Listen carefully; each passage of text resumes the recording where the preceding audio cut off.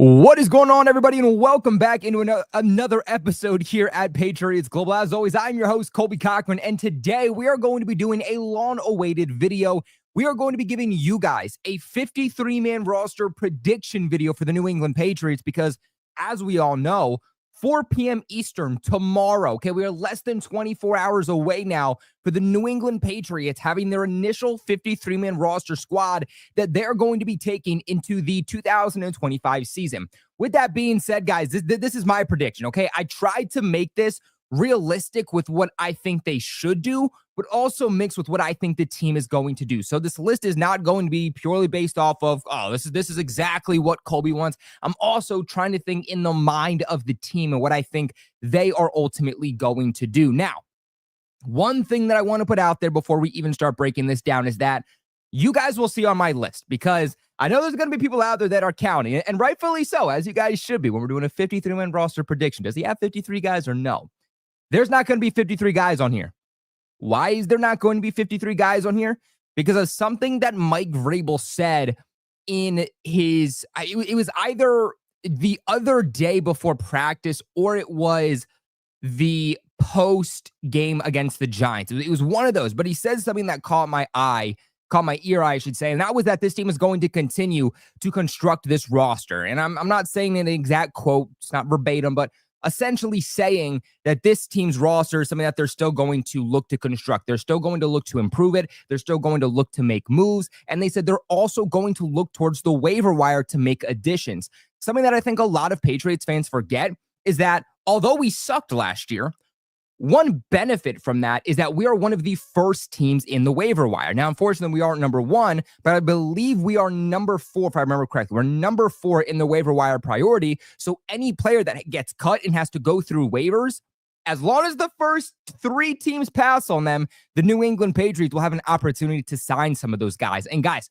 hundreds on top of hundreds of players are going to be released tomorrow. Guys that are starting NFL caliber players, at any given position. So it's going to be an opportunity for the Patriots to definitely increase the talent from this roster from top to bottom. And I definitely believe they're going to do so. I think that they are going to add to the defensive side of the football, potentially linebacker. I definitely think that they're going to add multiple bodies on the offensive line. So without further ado, let's just go ahead and let's start breaking this thing down position by position. Shout out to everybody in the chat, man. DTN, Brady, good to see you. We got, oh man, guys, I suck with names. You guys know this, but we got Pandemonium. I believe I got that right. I think I got that right on the first try. That's awesome. If you guys know me, suck with names, okay?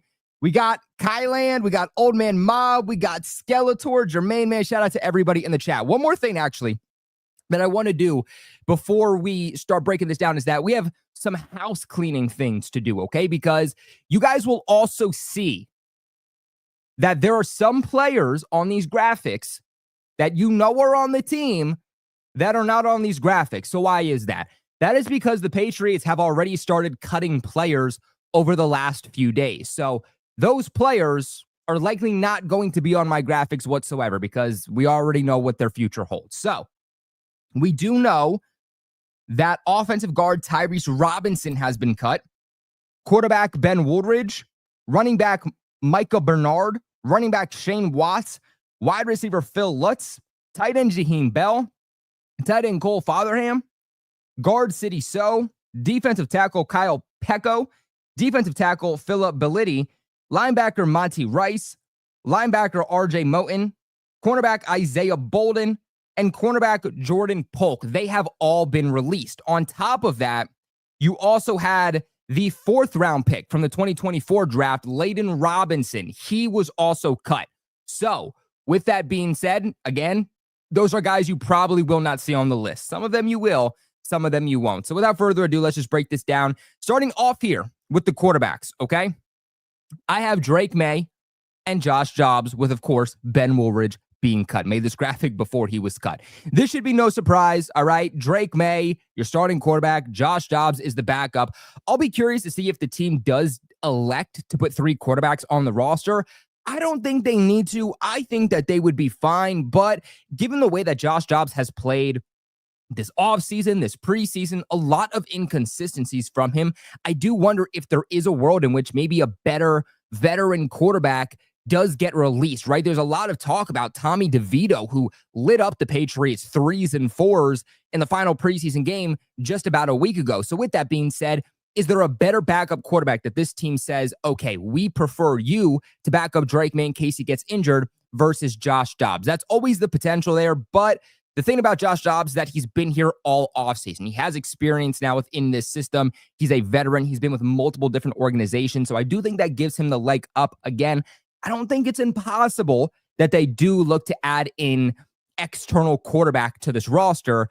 But if they roll in with 2, I'm perfectly fine with that. I think that this roster has a lot of other areas where you need depth players. Maybe at cornerback, maybe at safety, O-line, D-line. Those are just some of the positions that I could see them keeping an extra player. And if you keep 3 quarterbacks when you know that you're pretty much only going to play one, as long as Drake Maye stays healthy, you're only going to play 1 quarterback. Well, now that's 2 spots on your roster that those guys aren't going to play versus maybe you, again, get a guy on the O-line, get a guy on the D-line. That can be a rotational piece for you. So you ask me, I think they should only keep 2 quarterbacks.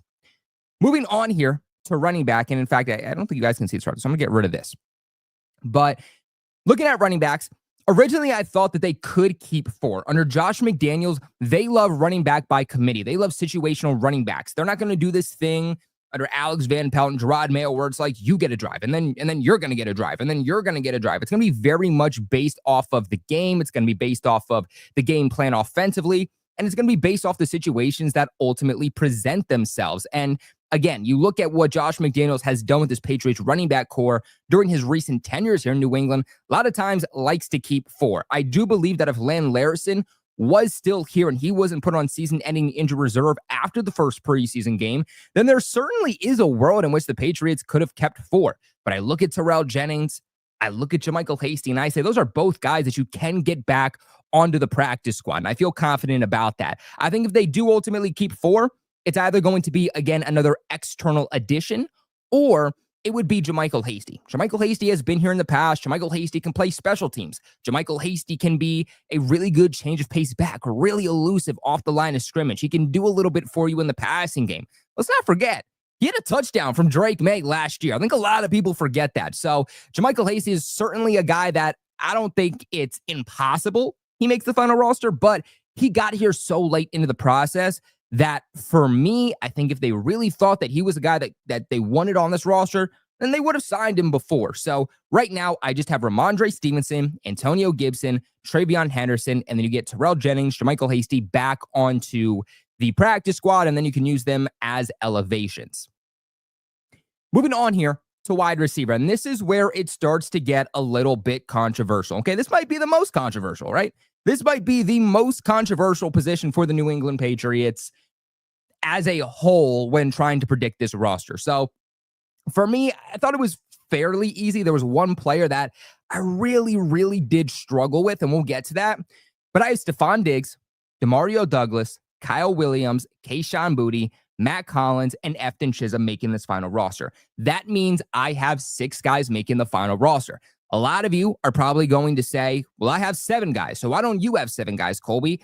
It's not impossible they keep 7 guys on this active roster. But I look last year. Last year, the Patriots kept 7 wide receivers, and there were issues on top of issues on top of issues. And I don't think that Chism, Hollins, Kyle Williams, Douglas, I don't think those guys are going to complain if it's, or even Kendrick Bourne would complain about lack of playing time. But that was the issue last year, is that we had so many receivers that they could not realistically get every guy on the field. Every single week, there was at least one wide receiver that was a healthy scratch. And those guys were upset that they weren't getting the opportunity, that they weren't getting the ability to play. And even more so, some of those younger guys, we didn't get to see them actually develop throughout the stretch. So if you keep 7 wide receivers, you do put yourself in a bit of a bind where, okay, that 7th wide receiver better be okay with understanding that he's probably not going to get a whole lot of playing time. And I look at this roster and I say, who would that guy be? Maybe Kendrick Bourne.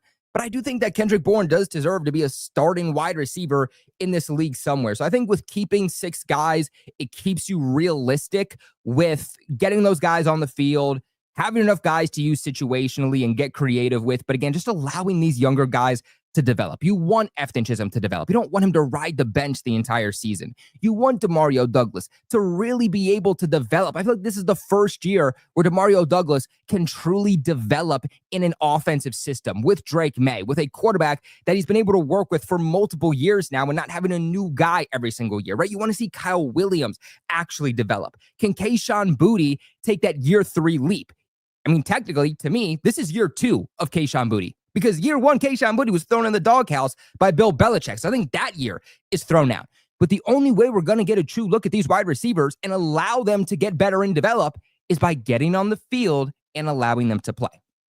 So with that being said, I have Kendrick Bourne being placed on the injured reserve. Maybe they just straight up cut KB and it's more of a respect thing. But to me, that's not the best route. And again, if they just want to cut him and they want to be like, all right, Kendrick Bourne, like, you're a great guy. You've never complained here. Even when you were a healthy scratch, you were the guy in the locker room, on the sidelines, getting the other guys pumped up, a great locker room guy. We respect you. You're not going to make this roster, but we want to release you so that you can go out and pick your next designation or destination, rather. So maybe that is a possibility. There's always a world in which they can trade him too. I think that's not unrealistic. I think a team to watch would be the San Francisco 49ers. Kendrick Bourne started his career with the San Francisco 49ers and then transitioned and played with the New England Patriots. I mean, the 49ers liked him. They wanted to re-sign him. They placed a second-round tender on him the first year that KB was expected to hit free agency, and then the following year, the Patriots got him. And given the issues, the uncertainties, the injury problems with the wide receiver core there in San Francisco, Brandon Ayuk not expected to be ready for week 1, they could look for help and they could pivot to a guy like Kendrick Bourne who has experience within that system, has experience with that team. The other thing is that when the Patriots last offseason had a deal in place to acquire Brandon Ayuk, a part of that package was Kendrick Bourne. So the San Francisco 49ers do at least have that level of interest in KB, and they showed that not that long ago. So with that being said, I do have KB being placed on the injured reserve. I think by doing this, it allows you to maintain the rights to him. It allows him to get healthy. And then if the Patriots deal with injury problems, then what they can do is that they can bring Kendrick Bourne back to the active roster later on down the season. Because unfortunately, wide receiver is just one of those positions where you're ultimately going to deal with some injuries. And there's obviously some uncertainties with this wide receiver core too. Kendrick Bourne is a veteran guy that you trust. He's good for the locker room. He's not going to complain. He had one of his best statistical seasons under Josh McDaniels, his first year in New England in 2021. You use one of your IR designations on KB. You can bring him back if you feel you need to, or you can trade him, by the trade deadline in late October, early November. Then there's Javon Baker, and I have Javon Baker getting cut, okay? This one was tough for me. There's going to be a lot of people that get upset about me for this, but I want to make this clear. The reason that I have Javon Baker getting cut is because I don't think he's making this wide receiver. I don't think he's making any NFL roster as a wide receiver. There is nothing that Javon Baker has shown us at wide receiver that makes us think that he can be something, that he can develop into something. He's had good moments this past training camp. Javon Baker's had good moments in the training camp before. But guess what? It was inconsistent. He never put it together. Javon Baker, since being drafted, has never once shown up against a team that was not his own defense. I mean, look at it. This past preseason has issues with drops. Can't get open against 3s and 4s. Last year has issues with drops. Can't get open against 3s and 4s. It is the same thing. But the reason that I struggled here with Javon Baker was because of his special teams ability. Okay. And that's why I don't think it's impossible for Baker to still make this roster. But I want to make this as clear as day that if Baker does make the final roster, Javon Baker is not making it as a wide receiver. There should be no discussions from Patriots fans on, all right, well, Javon Baker makes the final roster. Can we get him some touches? Can we see him on the field? Why is Javon Baker not getting playing time? If there's a world in which tomorrow he makes the 53, it is because he is simply and strictly a gunner on special teams. And I think that if Marcellus Dial did not go down with a season-ending injury, we would not even be discussing Javon Baker making this final roster. If Javon Baker makes his final roster and the team deals with issues at wide receiver, the discussion is not going to be, let's put Javon Baker at wide receiver. The discussion is going to be, who out there on the open market do the Patriots ultimately pick up? In my opinion, the reason that I have Baker getting cut is because I think he is a liability on offense. He used to be a good blocker in the run game, but now he's shown inconsistencies there. He cannot catch the football. He cannot get separation. And again, that's against 3s and 4s. What's it going to look like when he's going up against actual NFL caliber cornerbacks? That makes me worried. I think that the Patriots, if they are going to put a guy on special teams, then they should have that guy also have the ability to give you reps on the offensive or defensive side of the football. Not saying that guy's going to be a starter, but can he be a rotational guy? Can he start for you in a pinch if need be? And I think that there's guys out there that can play on special teams, that are good gunners, that can give you those reps on either side of the football. JaMycal Hasty is one of those guys. Elijah Ponder is also one of those guys. So for me, I think there are better guys out there than Javon Baker if you just want to keep someone for special teams purposes. Now, I also have John Giles getting cut, and I also have Jeremiah Webb getting cut.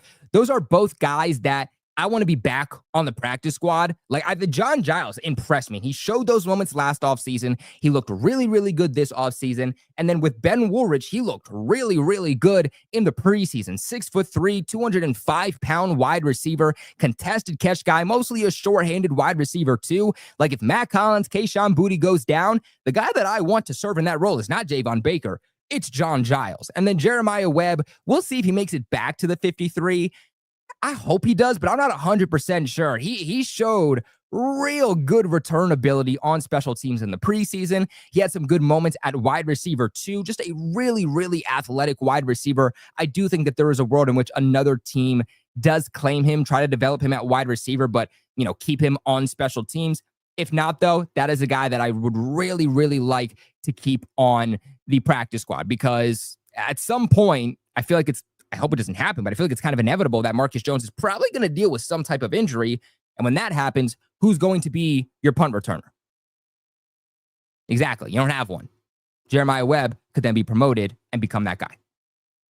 But let's go ahead and let's move on here to the tight ends. This one felt pretty easy to me. I know that a lot of people have them keeping 2 tight ends.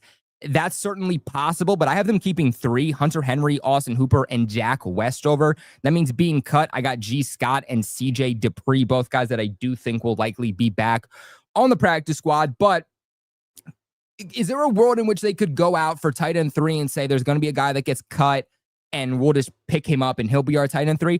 Certainly. But I think Jack Westover showed promise. And there were certain times where Jack Westover was rolling with the first team offense, not just in training camp, but also in the preseason. He wasn't just the next man up at tight end 3, but he was also the guy that was getting those reps in at fullback. And Josh McDaniels has always kept a fullback, whether it was in New England, whether it was in Denver, whether it was with the Raiders. Josh McDaniels in his offensive system has never once not had a fullback. Brock Lampy is on the injured reserve. So again, maybe there's a world in which they go out and they sign a fullback, or there's another tight end that they want to go out and get. But Jack Westover, he's been here. He's been repping here. He understands the playbook. And so I think that he ultimately makes it. I think he's going to be your depth tight end 3, and then he's also going to be your starting fullback. That is something that I alluded to earlier. When Brock Lampy got placed on season-ending injured reserve, I said, I wonder if there's a world in which they kill 2 birds with 1 stone. Instead of trying to figure out who's our tight end 3 and now we need a new fullback, I wonder if they kind of cross-train that tight end and say, whoever our tight end 3 is going to be is our backup tight end, but also is going to be our starting fullback. And with Jack Westover, it looks like that's exactly what it's going to be. Moving on here to the offensive line, I got Will Campbell. Okay, more specifically at offensive tackle. I got Will Campbell making it. I got Morgan Moses making it. And then I got Marcus Bryant making it. I think Marcus Bryant is your backup tackle. He's your 3rd tackle. He is your swing tackle. 6'7", has over 500 snaps of experience at left tackle and right tackle at the collegiate level. I think that he showed promise in the preseason, but then also had some really, really rough moments in the preseason also, just hoping that he can develop a little bit more. And honestly, just kind of hope that you don't really need to play him all that much. There unfortunately will be times, just because of Morgan Moses' injury history, where you will have to play Marcus Bryant, but you just hope that it doesn't become a thing where you got to play him for the majority of the season. Now, Vederian Lowe is a guy that they have tried to cross-train both at right tackle and at left tackle, but in my mind, Vederian Lowe is simply a left tackle and a left tackle only. He was pretty damn good in the league last year. Not great, but he was at least average to slightly above average in pass blocking, but he was pedestrian in run blocking over on the left side. Nonetheless, though, what he did last year at left tackle was much upgraded from what we saw in 2023 over at right tackle. Now, there was a report that came out just a couple of days ago that the Patriots have added Vederian Lowe and Demontre Jacobs to the trade block. And I know that a lot of you guys are going to be in the comments with the laughy faces and being like, Colby, who the hell is going to trade for these guys? And they're not great, okay? I don't care if we get a 7th round pick. I don't care if we get a pick swap for these guys. If the Patriots can get anything for either Demontre Jacobs, Vederian Lowe, or even both of those guys, I am taking it and I am saying it's through. You can't go back on your deal, okay? The reason that there could be a team out there that looks to trade for Vederian Lowe or Demontre Jacobs is because there is a surplus of need for offensive linemen in the league, but there is not enough good offensive linemen to go around. So teams can look at Vederian Lowe or Demontre Jacobs and say, those guys have over 800 snaps of experience, starting experience in the NFL. So maybe we don't necessarily want that guy to be our starter, but at the very least, having a guy on the roster like that can be a backup is valuable. And that's why, believe it or not, there could be some potential value in Vederian Lowe and Demontre Jacobs. So I think Vederian Lowe could be traded. If they did want to keep him as a depth tackle, I wouldn't mind it. But like I alluded to earlier, I really believe that the offensive line is going to be one of those areas where the Patriots do not just add one, but the Patriots are going to add multiple bodies to the offensive line before the start of week 1. And I promise you that those guys are not currently on the roster. Whether it's adding guys via waiver claims, signing them as free agents, maybe the Patriots even make a couple of trades here. Like, I'll give you my 6th round pick. You give me the player in a 7th round pick. Maybe they just simply straight up ship off a 6th or a 7th round pick for a guy. I certainly think that is possible. The way that I like to treat 53-man roster cutdowns league-wide is like a low-key mini free agency. And that's, I think, what we've seen over the last few days. So Vederian Lowe, I think, does get traded. Demontre Jacobs was one of the worst tackles in football last year. I don't know who even slightly wants to give up something for him. But again, you never know. Personally, though, I got him getting cut. And then UDFA offensive lineman Jack Conley, I do also have getting cut. Just don't think that he really did anything this offseason. Now, moving on here to guard, okay? I only have 3. Michael Onwenu, Jared Wilson, and Caden Wallace. And Caden Wallace, in and of itself, is not even a lock.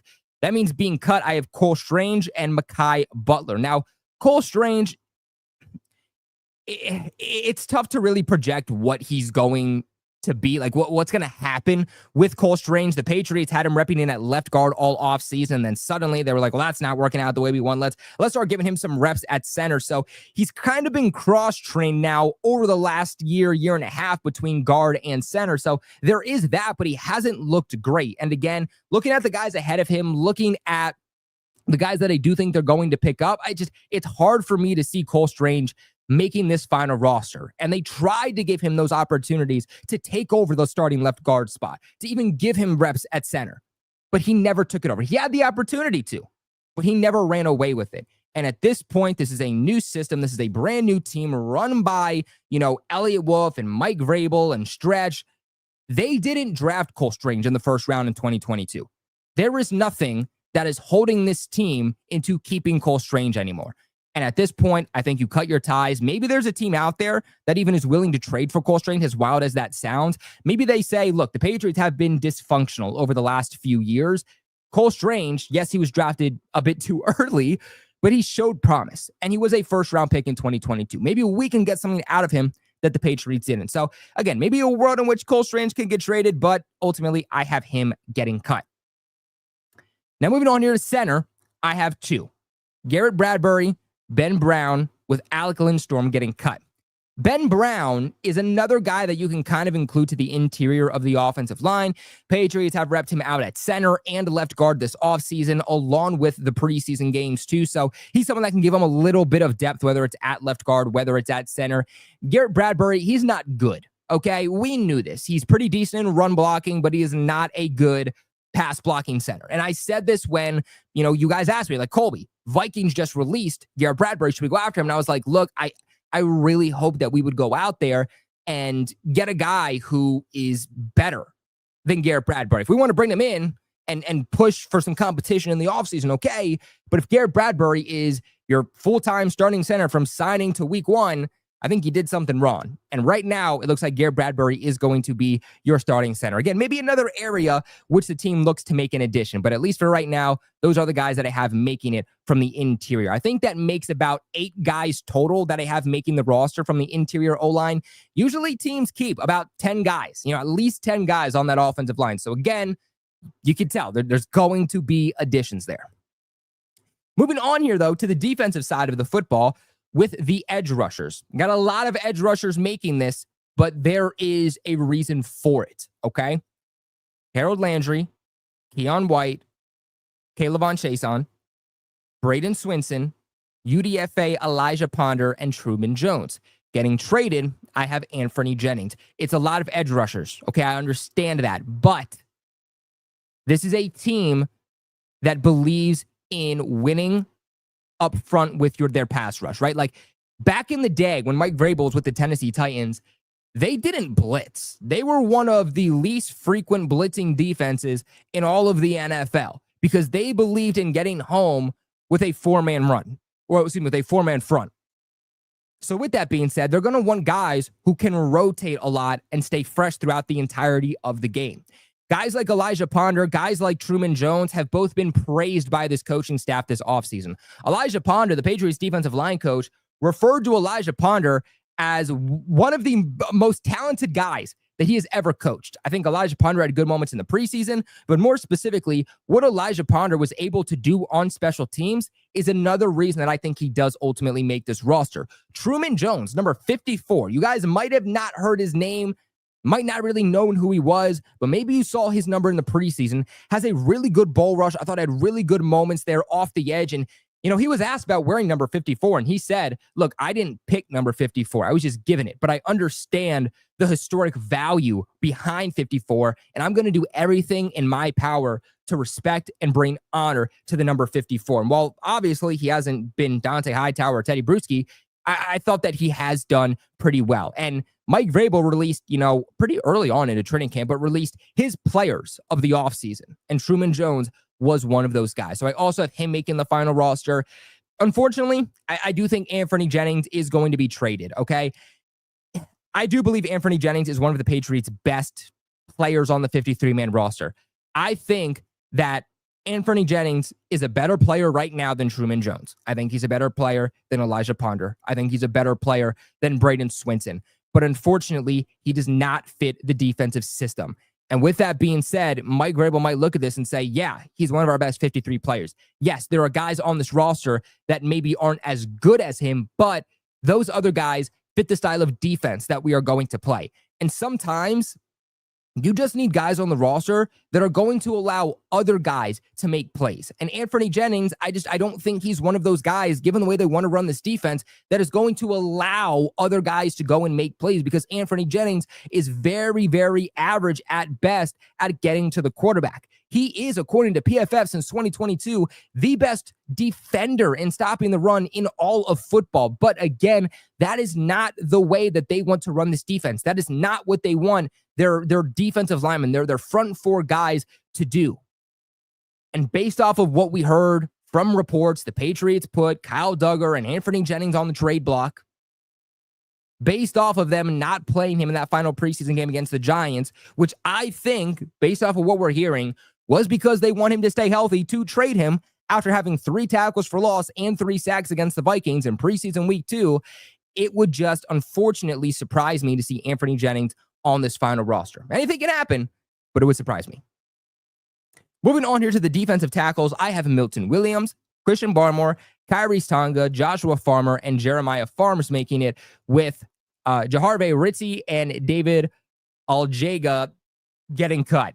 Look, never learned his name. He's not going to be here to stick around, so I'm not sorry that I didn't learn his name. A lot of defensive tackles here making the roster. But again, this is a team that wants to win with pass rush. They want to rotate their guys. They want to have a dominant defensive line. So I think they could keep extra guys than we're used to seeing. I'm not sure if they keep Joshua Farmer and Jeremiah Farms. Jeremiah Farms was a guy that, repped really, really well down the stretch and developed really, really well down the stretch of the 2024 season. But he was pretty quiet this offseason. And in training camp, he was one of their top guys in the rotation, but got pretty quiet there towards the end, especially in the preseason. Joshua Farmer, the 5th round pick, to me, like, he hasn't done anything, but he's a 5th round pick. So you kind of expect that he's going to end up making the final roster. So there certainly is a world in which one of those guys does get cut. But again, understanding the way they want to run this defense, having depth there in the trenches is always important. And that's something that Mike Vrabel said, when he first got to New England, saying that this is a team that is going to want to win through the trenches because that's how you win football games. It's an excellent example on why maybe you want to keep a couple of extra guys. As for linebackers, again, this is an area in which I could see the Patriots going external to make a couple of more additions to bring some guys in. There's a world in which a linebacker or two makes the 53 that is currently not here right now. But Robert Spillane, Jelani Tabai, Christian Ellis, Jack Gibbons, to me, all have several reasons to make this roster. And it sounds like Jelani Tabai was the guy that was repping early on, with that first team defense before he got injured. Sounds like he's a guy that they like, they have a plan for, and that makes a lot of sense. Jelani Tabai is a good linebacker when he's not asked to be that number one guy. I think that Jack Gibbons played really, really well against the Giants, has ability on special teams, a well all-around linebacker. Don't want him to be a number one, don't want him to be a number two, but as a depth guy, rotational guy, can play on special teams, I think that he does deserve to be on this roster. I do have Marte Mapu getting cut. For me, he just did not do enough in the entirety of this offseason to deserve a roster spot. Now, this offseason, for the first time, he was transitioned from safety to linebacker, but again, had good moments against the Giants. That was against 3s and 4s. I think we needed to see more from him in order to make this final roster. Again, maybe they like what they saw from the development and they say, we're going to keep you. And maybe he doesn't start a lot early on, but then down the stretch gets more opportunities as he develops a little bit more. But again, for me, just hasn't done enough to deserve that roster spot. And maybe there's a team that wants to trade for him. A 3rd round pick in 2023 has that versatility to play safety, has that versatility to play linebacker. Maybe there's another defense that can put it all together. I like Marte Mapu, but at some point, I think we just have to give up on the experiment here in New England. And then I also have Cam Riley, Monty Rice, and then RJ Moten also being cut, some of which, of course, have already been cut. Moving on to the cornerbacks here. I got Gonzo, Carlton Davis, Marcus Jones, Alex Austin, DJ James, the 6th round pick by the Seahawks from last year, which was a steal by the Patriots, and then a guy that nobody is talking about, okay? At least I haven't heard anybody talking about. Brandon Crossley. Brandon Crossley balled out this preseason. And again, nobody has talked about it, and I don't understand why. According to PFF, Brandon Crossley was the highest graded Patriot this preseason. Not highest graded cornerback, not highest graded defender. He was the highest graded Patriot with a 90.1 overall PFF grade. That is an elite grade. He can play for you a little bit in the secondary. He can be that depth guy, but again, another guy that can play special teams for you based off of how he performed, based off of the versatility. It would surprise me to see the team release him, because if they do release him, I don't see him getting back on the practice squad. That means Miles Battle, Kobe Minor, Isaiah Bolden, and Jordan Polk also getting cut. Again, Bolden and Polk have already been cut. It sucks that Isaiah Bolden still hasn't been able to piece everything together. It sucks that they haven't used him more as a returner. He was one of the best in college football when they did allow him to return back in the day. Jordan Polk, if it wasn't for the 2 terrible penalties against the Giants, did have a real case to make the final roster. But I think after those horrific penalties, one of which came on a turnover, the other which was a turnover on downs, I think Mike Vrabel saw that and said, yeah, you're done. I mean, you can't do that when it comes to Mike Vrabel. It's going to get you off the roster immediately. And then he was one of the Patriots' first roster cuts. Moving on here to the safeties, I got Jabril Peppers, Jalen Hawkins, Craig Woodson, and Del Pettis making the final. That means I got Marcus Epps getting cut. I don't know why anybody is talking about him being on the roster bubble. What the hell has Marcus Epps done to say that he is on the bubble? Be a veteran, be a guy that played for the Eagles and Raiders, so he has experience. He looked like crap this offseason. He didn't look good in training camp. He was never rolling with the first team defense. He didn't look good during the preseason. Marcus Epps should have been one of the Patriots' first cuts. In fact, I'm surprised he wasn't cut a long time ago. This guy's not on the roster bubble. He should not be on the roster bubble. This is a guy that if they, for some reason, keep on the roster, I'm going to be asking them why there was any discussion about trading Kyle Duggar. Now, the reason that I have Kyle Duggar being traded is not because I want him to be. I think Kyle Duggar is undoubtedly one of the Patriots' best 53 players. Is he a liability at times? Is he inconsistent at times? Yes. He isn't from what we saw in 2022. A lot of people even want to add 2023 to that. I think Kyle Duggar didn't look bad in 2023, but I didn't think he looked as good as he did in 2022. And then really since then, it's gone backwards and backwards and backwards. But he's had a really good preseason, okay?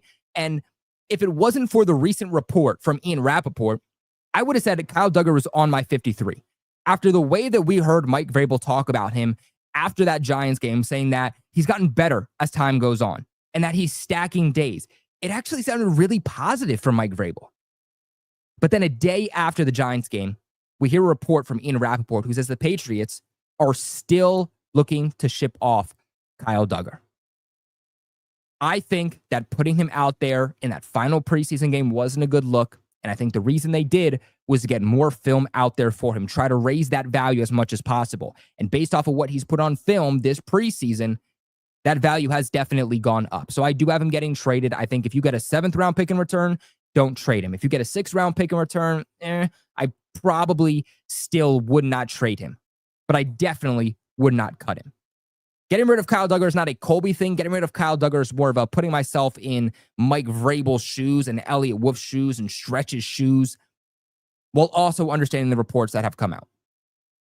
And then lastly here, this one feels pretty self-explanatory. Andy Borgales, I have been your final kicker. John Parker Romo have been traded. And look, you guys might say, Colby, that is a lot of trades. I'm not saying every single player will be traded, but I am saying that the guys that I do have being traded have the potential of being traded. I mean, there are not 32 good kickers in this league. There are not 32 consistent kickers in this league. John Parker Romo, statistically, has been the better kicker than Andy Borgales this offseason. But based off of what we saw from usage during joint practice with the Vikings, based off of what we saw with, John Parker Romo not getting opportunities in the last couple preseason games, I do think that they clearly want to go with a guy that they used that 6th round pick on. And I understand why. Sometimes you got to just let those kickers develop. I mean, do we remember Chad Ryland? He had his inconsistencies in 2023. We immediately got rid of him. What happens? He's a starting kicker now for the Cardinals. So sometimes you just kind of have to bear those bad weather moments with these kickers. And I think that's what they're going to do with Andy Borgales. I think John Parker Romo has been good enough to where a team's going to look at him and say, yeah, we could upgrade at kicker. We'll give you a 6th round pick for him.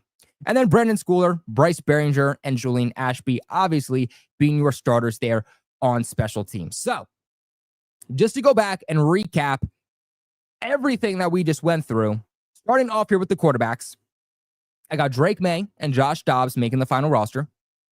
At running back, I have Ramondre Stevenson, Antonio Gibson, and TreVeyon Henderson making the final roster.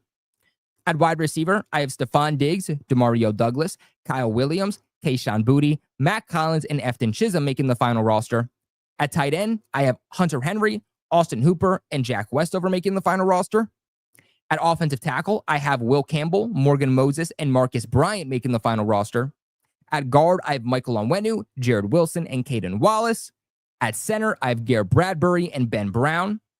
Transitioning to the defensive side of the football, I have Harold Landry, Keon White, Kayvon Chason, Braden Swinson, Elijah Ponder, and Truman Jones. At defensive tackle, I have Milton Williams, Christian Barmore, Kyrie's Tonga, Joshua Farmer, and Jeremiah Farms. At linebacker, I have Robert Spillane, Jelani Tavai, Christian Ellis, and Jack Gibbons.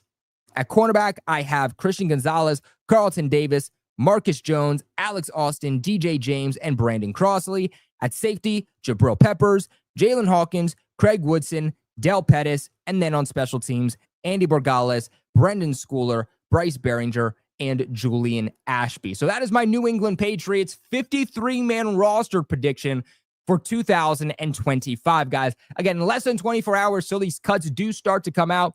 We will be live tomorrow, okay? We will be live tomorrow breaking everything down from what happens, from the trades to the releases to what their final roster ultimately is. Now, it'll likely be a later stream. I just want to, make that clear for you guys so that you guys know to tune back into the channel to hear my thoughts and everything that the team did, okay?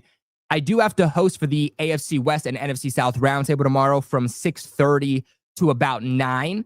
So we'll probably do like a 9:15, 9:30 live stream when everything is finalized with every single move that they did. But make sure you guys do follow me on all my other social medias, from TikTok to Twitter to Instagram, because I will be posting my immediate thoughts over there. And if we have some moves happening early on in the day, we will definitely hop on a video or a live stream to break all that down for you guys. But this is where I kick it off to you guys. What are your thoughts? What are your thoughts? What are your reactions to who I have versus who I have not making this roster for the Patriots? What are your thoughts on who you have, maybe I didn't, or vice versa? Let me know in the comment section below. Hit that subscribe button for all your New England Patriots news, thoughts, reactions, breakdowns. Again, leaving that like on the video helps support me tremendously. It really tells YouTube that this video is worth showing other Patriots fans. So if you guys believe in me, if you guys want the channel to do better, then please hit that like button, leave a comment in the comment section, because I promise you it's not for looks. It actually does help the channel out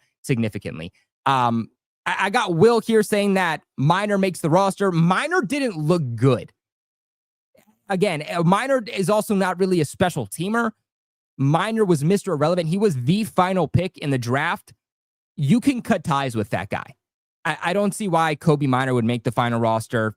He didn't perform well. He played late out there into these preseason games, into the fourth quarter. Like, again, even understanding some of the other cornerbacks that I do have making the roster. Where is it? So even looking at some of the other cornerbacks that I do have making it, I mean, I have Gonzalez, Davis, Jones, Austin James, and Brandon Crossley. All of those guys played better than him. I don't see why they would need to keep another cornerback. I think that's just a little bit too much depth. So again, maybe they do. Maybe they do. I'm not saying it's impossible, but me personally, I don't see why Kobe Minor would. But man, shout out to everybody in the chat who came in to talk about some of my personal thoughts here about where the Patriots go with this roster. Make sure you guys, again, leave your thoughts in the comment section below. And until tomorrow, I appreciate you guys for watching, and go Pats.